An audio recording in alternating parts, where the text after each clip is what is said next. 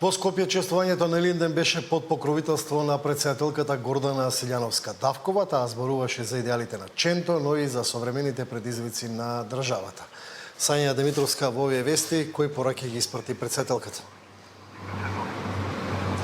Токму така претседателката кажа дека државата се чува со вложување во младите, се брани со мудрена дворешна политика, а се јакне со национално помирување. Ова се клучните пораки од говорот на претседателката Силјановска при одбележувањето на Илинден во Скопје. Силјановска исто така кажа дека имаме долг кон историската вистина и кон асномската генерација, кои што со крв ја извојуваа слободата и Македонската република. Да слушнеме што друго кажа претседателката Силјановска. Партизаните и асномците го вградија антифашизмот како суштинска и трајна македонска определба и еден од темелите на македонската држава.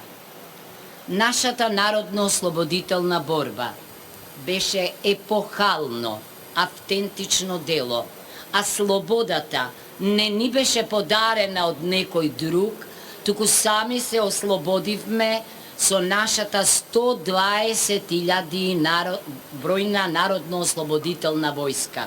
Значи, никому не му должиме за тешко изборената држава.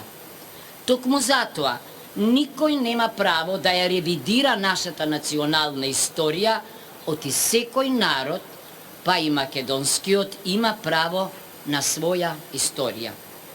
Имаме долг кон историската вистина и кон асномската генерација, која што со крв извојува слобода и Македонска република.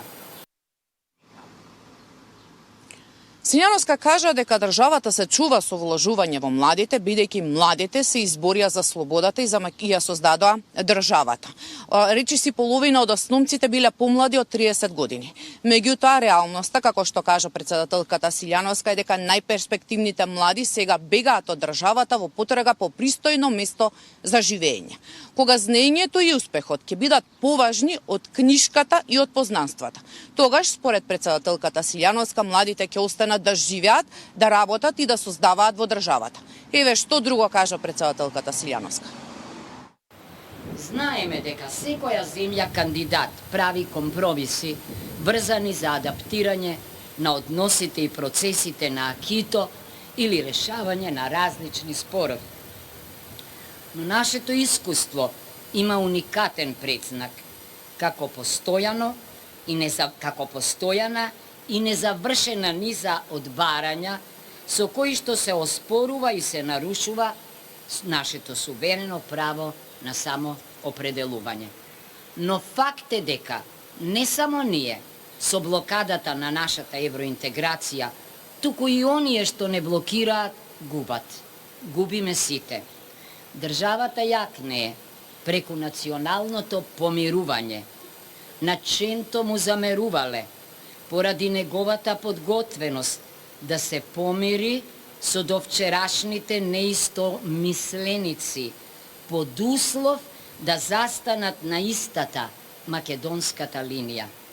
Ако сакаме нашата држава да биде пристојно место за живење, мора да ги надминеме поделбите и да научиме да зборуваме во еден глас за прашањата од национален интерес. Тоа денес ни е потребно повеќе од кога било порано.